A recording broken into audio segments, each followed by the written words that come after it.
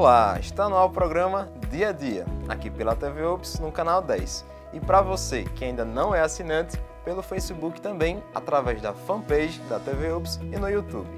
E hoje nós vamos falar sobre ansiedade, com a Catiúcia Correia, que é psicóloga clínica e atua na área de relacionamentos em adolescentes e adultos também.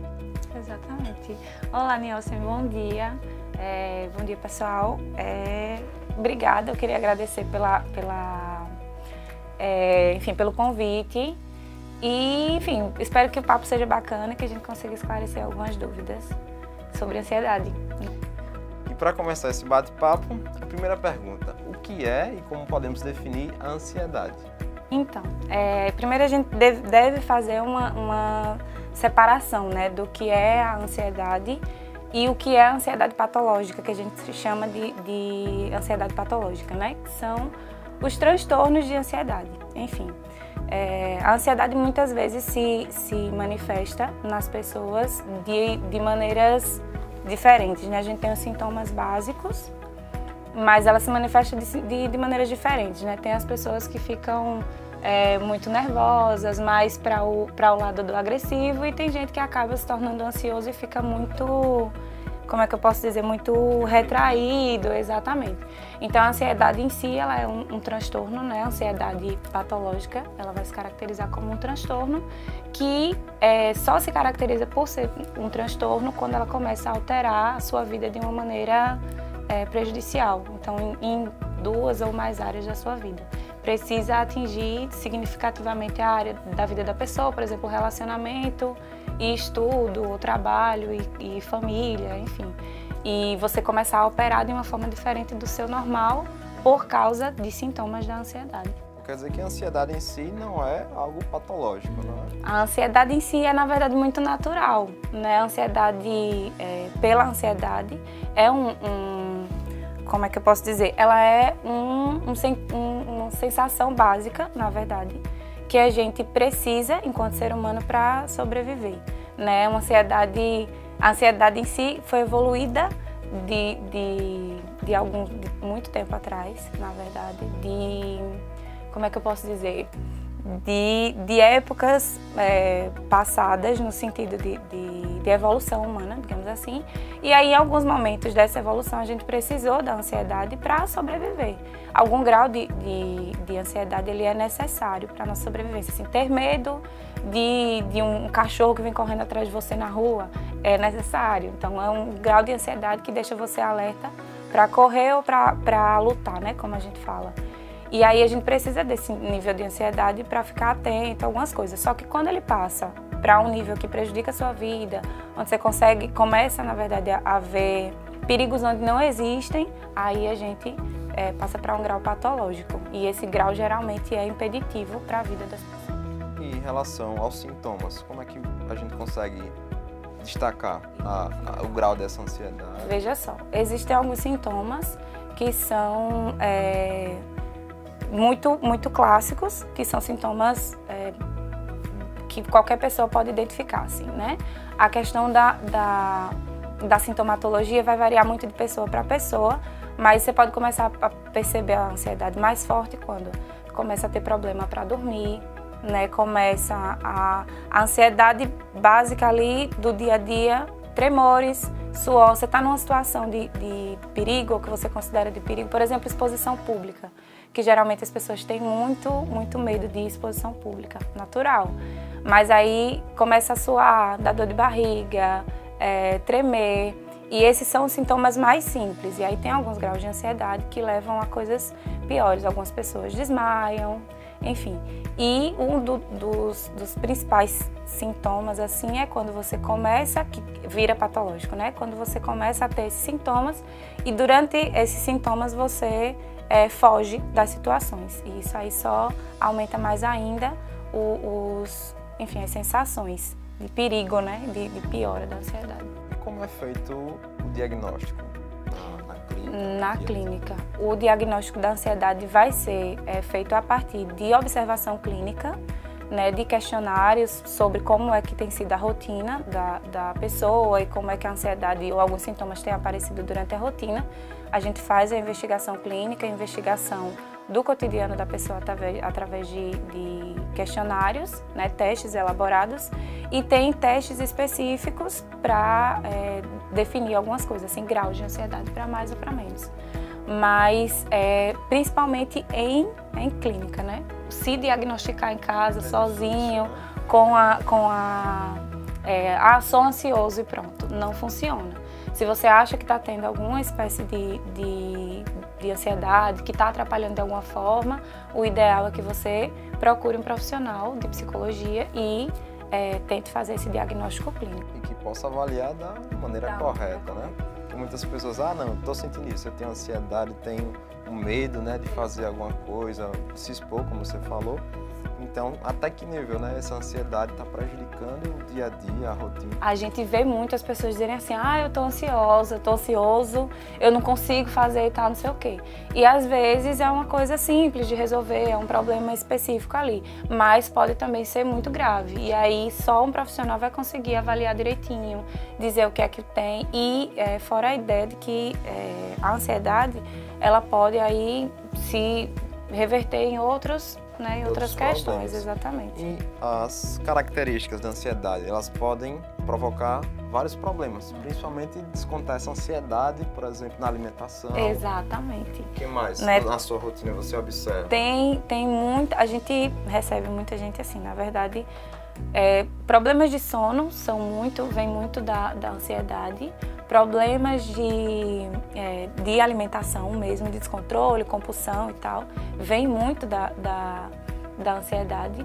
E a gente vê muito problema relacional, que é a minha área, digamos assim. Então, dentro da clínica, eu particularmente recebo muita gente com problemas de ansiedade relacionados a problemas de relacionamento afetivo, familiar e coisas da própria ansiedade que vem de outros espaços que acabam sendo descontados nesses espaços. E qual faixa etária mais comum que você atende e se tem um gênero também? Então, querendo saber se é homem ou mulher que tem mais, né? Tá querendo se livrar, né, minha filha?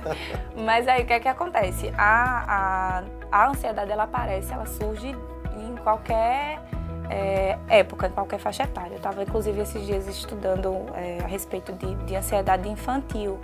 E a ansiedade infantil é mais comum do que parece ser, né?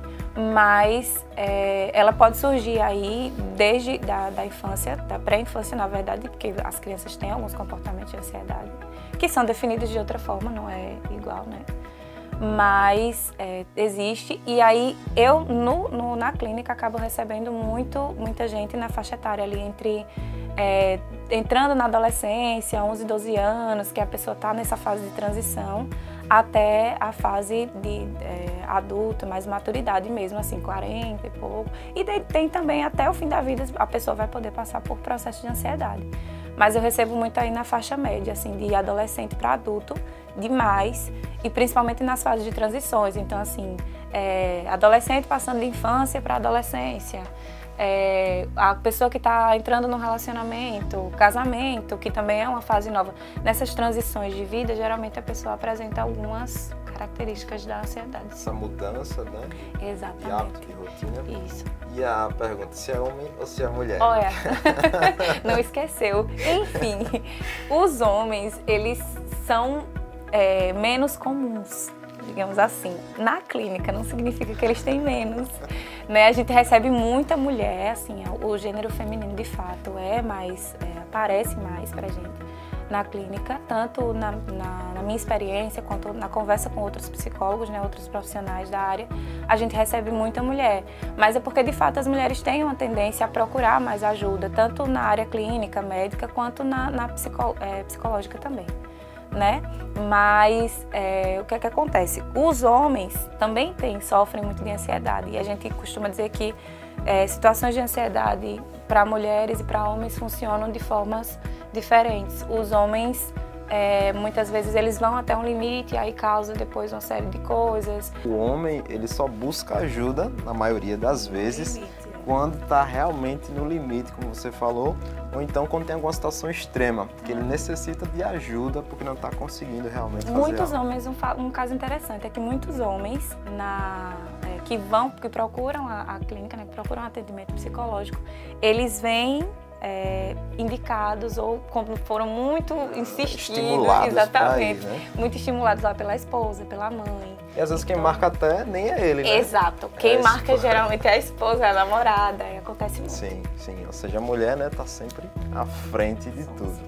E não saia daí, daqui a pouco nós voltamos com esse bate-papo que está bem legal.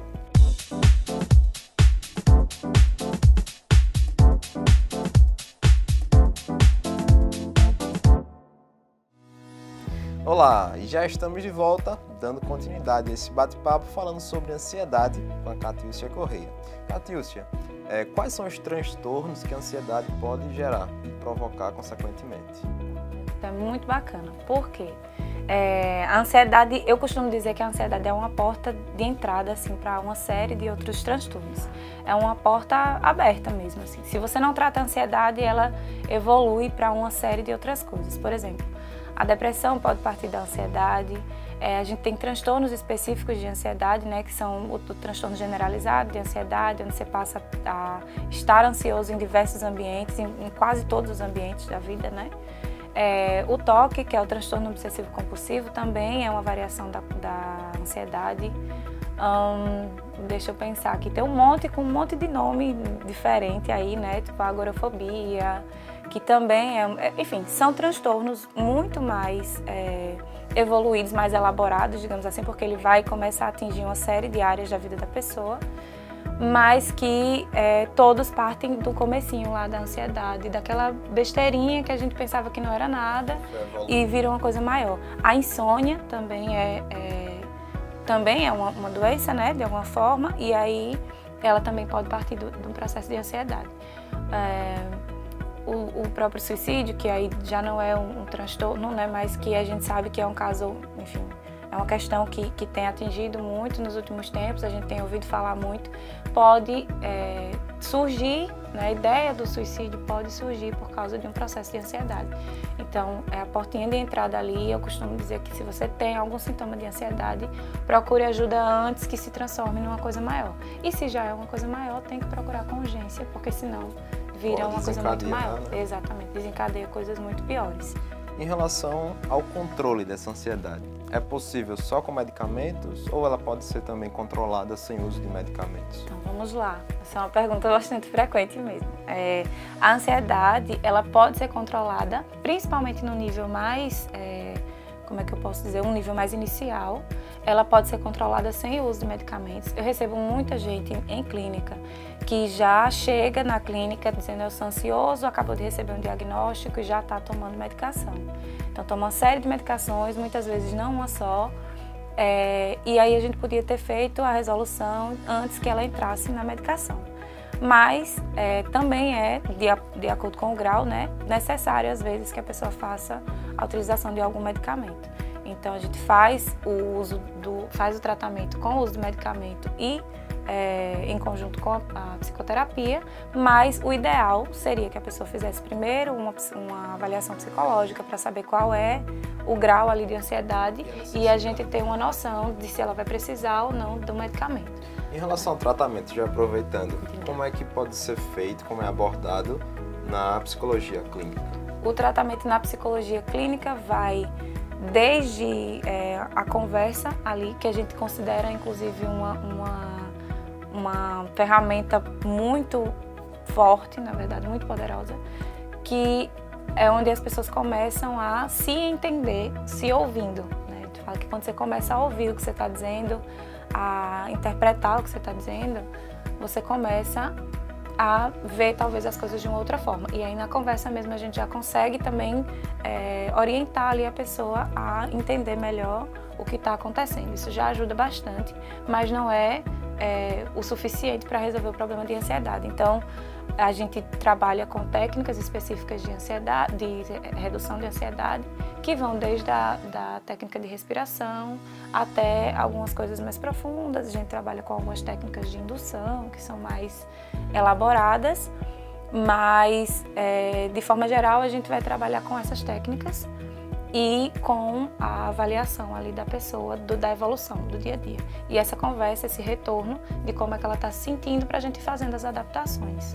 Então, para cada caso, né, para cada nível de ansiedade, existe uma conduta mais adequada? Exatamente. Você não tem um padrão? Não tem um padrão, não é uma receitinha de bolo, né? Todo mundo fala, mas acho que às vezes não fica claro, é justamente isso. Cada pessoa funciona de um jeito, tem algumas técnicas que são mais generalistas, que a gente vai aplicar de uma forma geral para várias pessoas, mas só vamos saber o que é que cada pessoa precisa quando a gente faz uma avaliação geral. Tem técnica, tem avaliação, tem tudo certinho, mas cada pessoa vai absorver de um jeito, vai precisar de uma coisa. Por isso não dá para dizer assim, quando o pessoal me pergunta muitas vezes, mas o que é que eu faço para trabalhar minha ansiedade e tal? E chegam assim como se a gente pudesse dizer, olha, isso aqui vai funcionar para você. Faça isso. Exato, faça resolver. Isso. Não vai, porque algo não milagroso, é, né? exatamente, não vai funcionar do mesmo jeito para todas as pessoas. Exato. E quanto tempo dura mais ou menos o tratamento? Existe também? Muito bem. Então, essa é uma questão que eu recebo muitas perguntas, até pelo Insta, né? Quanto é que dura e tal o tratamento?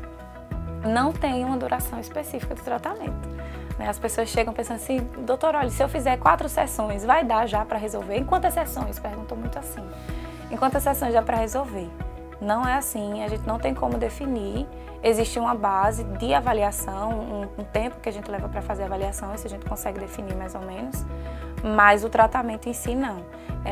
Tem um caso, né, de pacientes, por exemplo, tem um paciente que me procurou porque tinha problema para apresentar trabalhos. E assim, muito ansioso, não conseguia ficar, fugia de tudo quanto era situação, que a gente chama de fobia social, também é um transtorno, né? E aí ele queria aprender a apresentar esse trabalho, então queria diminuir a ansiedade para apresentar esse trabalho. A gente faz isso, a gente ajuda, mas ele me chegou faltando 15 dias para apresentar o trabalho. Então assim, é muito complicado. Doutor, olha, eu preciso. Dá para fazer uma redução? Dá para fazer uma redução, mas até ele aprender técnicas que ajudem ele na hora de apresentar o trabalho, que reduzam a ansiedade, leva um tempo maior. Não dá para, não espere chegar, né, que falta 15 dias para apresentar um trabalho importantíssimo na minha vida, eu preciso, não.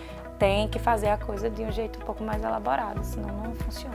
E é comum chegar a esses casos, ou seja, assim do nada, quero que eu resolva para amanhã, esse problema que é meu, né? É comum, exatamente. O pessoal chega em relacionamento, questão de social, assim, principalmente, acontece muito. Então a pessoa chega, né,